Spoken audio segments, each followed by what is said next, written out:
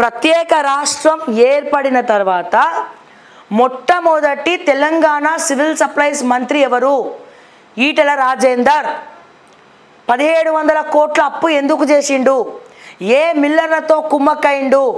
Food corporation of India FCI నుంచి తెలంగాణ ప్రభుత్వానికి నోటీసులు ఎందుకు వచ్చినాయి? సివిల్ సప్లైస్లో అప్పులు ఎందుకు పేరుకపోయినాయి? 1700 కోట్లు తెలంగాణ రాష్ట్రం ఏర్పడిన తర్వాత సివిల్ సప్లైస్ కోసం లోన్ తీసుకుంటే 1700 కోట్లు అప్పు చేస్తే మనం ఇప్పటివరకు కట్టిన మిత్తియే 1300 కోట్లు మిత్తి కట్టినాం. మధ్యలో పైసలు ఎవరు తిన్నాడు? గవర్నమెంట్ మారింది, మంత్రి మారిండు, తర్వాత సివిల్ సప్లైస్ మంత్రి ఎవరైండు? గంగుల కమలాకర్ అయిండు. పోని ఈటెల రాజేందర్ ఏందులెందులో వేలు పెట్టిండో నీతిమంతుడైతే గంగుల కమలాకర్ బయటికి తీయాలి కదా, దాని గురించి మాట్లాడలే. మళ్ళీ FCI నోటీసులు ఇప్పటికీ కూడా తెలంగాణ రాష్ట్ర గవర్నమెంట్ని FCI క్వశ్చన్ చేస్తూనే ఉంది, లెక్కలు చూపెట్టమని అడుగుతుంది, కానీ లెక్కలు లేవు, చలాన్లు లేవు, పత్రాలు లేవు, ఏం లేవు. 5000 కోట్ల స్కామ్ జరిగింది ప్రజలారా, 5000 కోట్ల స్కామ్ జరిగింది.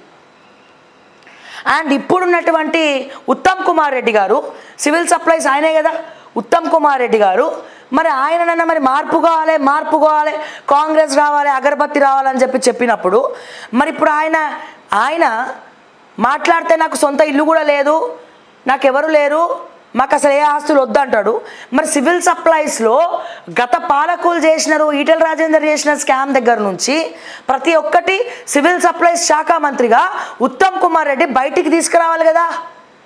ఎందుకు బయటికి తీసుకొస్తలే? ఎట్లా చేస్తాడంటే వీళ్ళు డైరెక్ట్గా ఇన్వాల్వ్ కారండి, మిల్లర్లను చొప్పచెత్తలో పెట్టుకుంటారు. మిల్లర్లకు పోతాయి ఫస్ట్, ఆ మిల్లర్ల దగ్గర నుంచి మళ్ళీ వీళ్ళు పైసలు కలెక్ట్ చేసుకుంటారు. సో డైరెక్ట్గా ఎవ్వరు కూడా ఏది చేయరు, ఇది గుర్తుపెట్టుకోండి. ఎందుకు మరి ఉత్తమ్ కుమార్ రెడ్డి గారు పోయిన స్కామ్స్ అన్న బయటికి దేవాలి కదా, మరి మీరు కూడా ఎందుకు సైలెంట్గా ఉన్నారు? దీనికి ఆన్సర్ ఎవరికైనా తెలిస్తే చెప్పండి దయచేసి. ఎందుకు FCI అడిగిన ప్రశ్నకి ఇప్పటికీ కూడా ఈ కాంగ్రెస్ ప్రభుత్వం కూడా ఆన్సర్ చేయలేకపోతుంది? ఇదే స్కామ్ గురించి నేను రేవంత్ రెడ్డికి విత్ ప్రూఫ్స్ తీసుకుపోయి ఇద్దామంటే ఎవరు రేవంత్ రెడ్డి PA ఫోన్ లేపడు. పోనీ అయోధ్య రెడ్డికి కాల్ చేస్తే అయోధ్య రెడ్డి ఏమంటాడు? సోషల్ మీడియా యూట్యూబ్ ఛానల్స్ని రేవంత్ రెడ్డి కలవడు, శాటిలైటే అంటాడు. ఒక్క శాటిలైట్ కూడా కాంగ్రెస్కి సపోర్ట్ చేసింది లేదు, ఏం లేదు. నాకు తెలిసి ABN తప్ప మిగతా ఛానల్స్ తప్ప ఎవరిని కలవడు అంటాడు. నేనేమి మెప్పు కోసమో దేనికోసమో కలవట్లేదండి. సివిల్ సప్లైస్ స్కామ్ గురించి రేవంత్ రెడ్డికి ఎక్స్ప్లెయిన్ చేయాలి, సో దీని మీద ఎంక్వైరీ చేయాలని చెప్పి నేను కలుద్దాం అనుకుంటున్నా. విత్ డాక్యుమెంట్స్ తీసుకొస్తా, నాకు అపాయింట్మెంట్ ఇవ్వండి అడిగితే కూడా ఇవ్వలే. ఎవరికి ఇస్తాడు?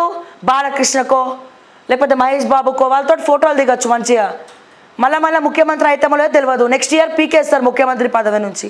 అట్లాంటి వాళ్ళకి ఇస్తారు. ఎందుకు? వాళ్ళు చెక్కులు తీసుకొస్తారు కాబట్టి. ఒక్క పైసన్న ఇచ్చిండు ఆ ఖమ్మంలో? ఒక్క పైసా అంటే ఒక్క పైసన్న ఖమ్మంలో ఇప్పుడు ఇంతమంది సినీ ప్రముఖులు వచ్చి చెక్కులు ఇస్తున్నాడు. ఏం చేసినవయ్యా పైసలు? ప్రతి ఒక్క రూపాయికి లెక్క చెప్పండి మీరు. ఖమ్మం ముంపు ప్రాంతాల్లో ఎవరైతే మునిగిపోయి ఉన్నారో, ఎవరైతే వాళ్ళ ఆస్తులు కోల్పోయిన వాళ్ళు ఉన్నారో, ఎవరెవరికి ఎంతెంత ఇచ్చినావు నువ్వు? ₹1 అయినా ఇచ్చిండ్రా ఎవరన్నా? ₹1 అన్నా ఎవరన్నా ఇచ్చినరా?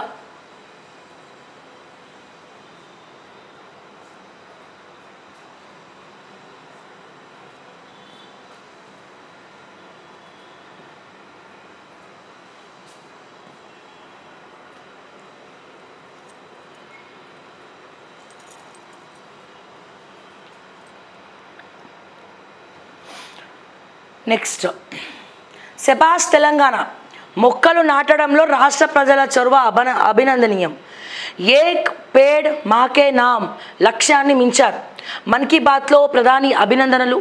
4 ఏళ్లుగా ప్రతిరోజు ఓ మొక్క నాటిన KN రాజశేఖర్పై ప్రధాని ప్రశంసలు. 10 ఏళ్ల మన్ కీ బాత్పై మోదీ భావోద్వేగం.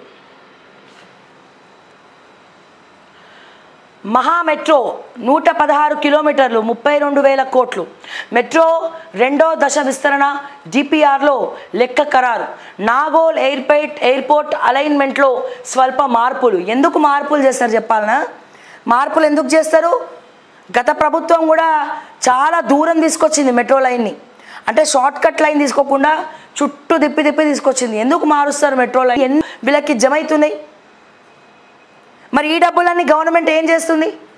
అడిగితే డబ్బులు లేవు. మరి ఇవన్నీ దేనికి ఎంతెంత ఖర్చు పెడుతున్నారు? ప్రజలకి వెబ్సైట్లలో పెట్టండి, ట్రాన్స్పరెంట్గా ఉండండి. అన్ని రాష్ట్రాలలో కన్నా తెలంగాణలోనే వ్యాట్ పర్సంటేజ్ ఎక్కువ.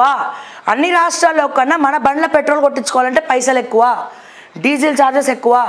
ఎందుకు? గవర్నమెంట్ ఎక్స్ట్రా డబ్బులు తీసుకుంటుంది మన దగ్గర, తెలంగాణ పబ్లిక్ దగ్గర. కానీ అవి తగ్గిస్తలేదు. ఇన్ని రకాలుగా సేకరిస్తున్నారు. ఫస్ట్ లిక్కర్ సేల్, తర్వాత స్టాంప్స్ అండ్ రిజిస్ట్రేషన్స్, తర్వాత మీకు పెట్రోల్ డీజిల్ వ్యాట్ ఛార్జెస్, ఇంకా చాలా ఉన్నాయి. నేను చెప్పింది కొంచెమే. GST, government state tax, GST ఏదైతే ఉందో, సో వీటి ద్వారా వచ్చే డబ్బులు అన్నీ రాగా కూడా మళ్ళీ పైసలు సరిపోవట్లే అంటారు. ప్రపంచ బ్యాంకు పోయి అప్పు చేస్తామంటాడు. ఆర్బీఐ అయిపోయింది, భారతదేశానికి సంబంధించిన బ్యాంకులు అయిపోయినాయి. ఇక నువ్వు వచ్చి తెలంగాణ ప్రజల్ని మరో శ్రీలంక చేస్తావు. ప్రపంచ బ్యాంకు దగ్గరికి పోయి అప్పు చేస్తాడట. ఇవన్నీ నిజాలు మాట్లాడితే మా పైన ఇష్టం వచ్చినట్టు ఇది చేయడం. ఇవన్నీ అడగాలి ప్రజలారా. సోషల్ మీడియాలో ఉన్నవి ఎందుకు? ప్రతి ఒక్కరికి ట్విట్టర్ అకౌంట్ ఉంది, ప్రతి ఒక్కరికి ఫేస్బుక్ అకౌంట్ ఉంది. సో యువత స్పోర్టివ్గా తీసుకొని ప్రతి ఒక్క పౌరుడి బాధ్యత. సోషల్ మీడియాలో పోస్ట్ పెట్టినంత మాత్రాన ఏం కేసు కాదు. నువ్వు ప్రశ్నిస్తున్నావు. ఇదే రేవంత్ రెడ్డి ప్రశ్నించే గొంతుక అని చెప్పొచ్చిండు. ఇప్పుడు ఆయన వేసిన ప్రశ్నలే మర్చిపోయాడు. ప్రతి ఒక్క యువత ఎట్లనైతే రీల్స్ అన్నీ కూడా షేర్ చేస్తున్నామో, అట్లీస్ట్ రోజుకో సమస్య, నెలకో సమస్య మనకున్న సమయంలో ట్యాగ్ చేయండి. ఎక్కడ పోతున్నాయి డబ్బులన్నీ? ట్యాక్సులు ఏమవుతున్నాయి? ప్రభుత్వాలు కట్టించుకున్న ట్యాక్సులు ఏమవుతున్నాయి? ఇంకా ఎందుకు అప్పు చేయాల్సినటువంటి పరిస్థితి వస్తుంది? అప్పులు చేయాల్సినటువంటి అవసరం ఎందుకు వస్తుంది మనకి? ఇంకా ముందు ఇన్వెస్టర్స్ తెలంగాణ మీద పెట్టాల్సినటువంటి ఇన్వెస్టర్లు అందరూ ఆంధ్రాకి వెళ్తున్నారు ఇప్పుడు. మరి ఇంకా ఘోరమైనటువంటి పరిస్థితి ఫ్యూచర్లో ఎదుర్కోవాల్సినటువంటి అవసరాలు ఉన్నాయా? సో ఇంకెంత అప్పు చేయాల్సి ఉంటుంది వీళ్ళు ఇచ్చిన 6 గ్యారంటీలు ఉచిత హామీలు నెరవేర్చాలంటే? ఇంకెంత అప్పు కావాలి తెలంగాణకి? ఇవన్నీ కూడా ప్రతి ఒక్కళ్ళు అడగాల్సినటువంటి బాధ్యత ఉన్నది, అందరిపైన ఉంది. ఇండియాలో సిటిజన్గా ప్రతి ఒక్కడు, ఆధార్ కార్డు ఉన్న ప్రతి ఒక్కరికి హక్కులు ఉన్నాయి, అడగచ్చు. మన రాజ్యాంగంలోనే ఉంది వాక్చాతుర్యం. ఏది ఖచ్చితంగా మనం మాట్లాడచ్చన్న ఏదైతే ఉందో అది రాజ్యాంగంలోనే అమర్చున్నది. ఎవరు ఏదైనా మాట్లాడచ్చు అని చెప్పి. కానీ మనం ప్రశ్నించం, మనం అడగం. దేవరా సినిమా ట్రైలర్ వస్తే షేర్లు కొడతాం. నువ్వు కొట్టు, ఎంటర్టైన్మెంట్ ఉండాలి. కానీ మన బాధ్యత, దేశం పైన ఉన్నటువంటి బాధ్యత ప్రతి ఒక్కరిపైన ఉండాలి. యువత దానికి ముందరికి రావాలి, స్పోర్టివ్గా తీసుకోవాలి. ప్రశ్నించే గొంతుకలు ఉన్నంతకాలం కొద్దో గొప్పో ఎస్ అమ్మో మనల్ని అడిగేటోడు ఒకడు ఉన్నాడని చెప్పి చేసేవి కూడా చేయడం తగ్గుతాయి. అందరు మారకపోవచ్చు, మార్పు ఎవరిలో రాకపోవచ్చు, కానీ ప్రశ్నించడం అనేది ఒకటి ఉంటే 100 కోట్ల స్కామ్ చేయాల్సిన వాడు భయపడి 10 కోట్లే చేస్తాడు, 10 కోట్లే తీసుకుంటాడు. 10 మందిని బ్లాక్మెయిల్ చేస్తాడు, ఒక్కటినే బ్లాక్మెయిల్ చేస్తాడు. రేషియో తగ్గుతూ వస్తుంది ప్రశ్నించే గొంతుకలు పెరిగినప్పుడు. ఇది దయచేసి గుర్తుపెట్టుకోండి. ప్రతి ఒక్క యువతకు, నాట్ ఓన్లీ తెలంగాణ, భారతదేశ వ్యాప్తంగా మాట్లాడే హక్కు ప్రతి ఒక్క ఇండియన్ సిటిజన్కు ఉంది, ప్రతి ఒక్క యువకునికి ఉంది. దాంట్లో సోషల్ మీడియా అకౌంట్స్ ఉన్నాయి, ట్విట్టర్ అకౌంట్స్ ఉన్నాయి, ఎక్స్లు ఉన్నాయి, ఫేస్బుక్లు ఉన్నాయి, ఇన్స్టాలు ఉన్నాయి, ఇన్ని గణం ఉన్నాయి. సోషల్ మీడియా భూమి ఉంది, దేనన్నా తొక్కగలుగుతాం, సోషల్ మీడియాని తొక్కలేం. దీని నెక్స్ట్ లెవెల్ ఇంకా అప్డేట్ అవుతూ పోతుంది తప్ప ఇంత అద్భుతాలు ఉన్నప్పుడు, ఇంత ఫ్రీ ఆఫ్ స్పేస్ ఉన్నప్పుడు మనం దీన్ని ఎందుకు యూటిలైజ్ చేసుకోవద్దు? మనం ఎందుకు ప్రశ్నించద్దు? ఎవరో ఒకళ్ళు జర్నలిస్టులే మాట్లాడని ఏం లేదు. ఇండియన్ సిటిజన్గా ప్రతి ఒక్కళ్ళు కూడా అడగచ్చు. క్వశ్చన్స్ అడిగే వాళ్ళు పెరుగుతున్నప్పుడు స్కాములు తగ్గుతూ వస్తాయి, ప్రజలకు భయపడతారు. ఓటుకు నోటులు తీసుకోవడం మానేస్తారు. డబ్బులు ఓట్లకు తీసుకోకండి. 1 కాదు, 2 కాదు, 3 కాదు, 1,00,000 జరుగుతాయండి.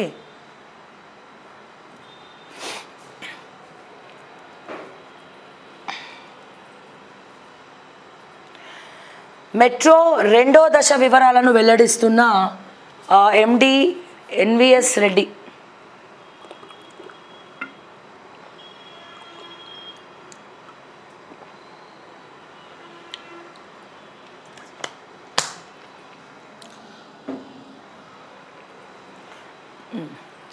ప్రభుత్వ డేటాతో కుటుంబం గుర్తింపట.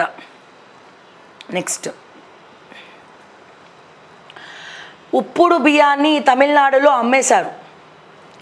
ఎఫ్సిఐకి సీఎంఆర్ ఎగ్గొట్టి అక్రమంగా అమ్ముకున్న మిల్లర్లు. నేను చెప్పేది ఇదే, ఇందాక మీకు చెప్పిన కదా దీని గురించే.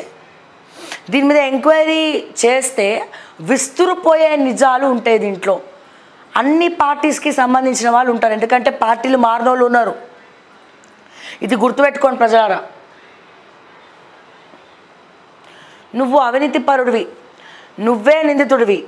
ADGP Chandrashekhar versus Kumaraswamy. కర్ణాటకలో కేంద్ర మంత్రి వర్సెస్ ఐపీఎస్. గంగేనా హాళ్ళీ భూముల వివాదంపై రోడ్డెక్కిన కుమారస్వామి, చంద్రశేఖర్. కేంద్ర మంత్రిని పందితో పోల్చిన ఐపీఎస్. నిందితుడు ఆరోపితుడు అంటూ వ్యాఖ్యలు. చంద్రశేఖర్ కబ్జా కోరన్న మంత్రి. పరస్పరం తీవ్ర వ్యాఖ్యలు, విమర్శలు. ఐపీఎస్పై కేంద్ర హోంశాఖ సీరియస్. చర్యలు తప్పవన్న కేంద్ర మంత్రి జోషి. కర్ణాటకలో కాకరేపుతున్న వ్యవహారం. జోక్యానికి ముఖ్యమంత్రి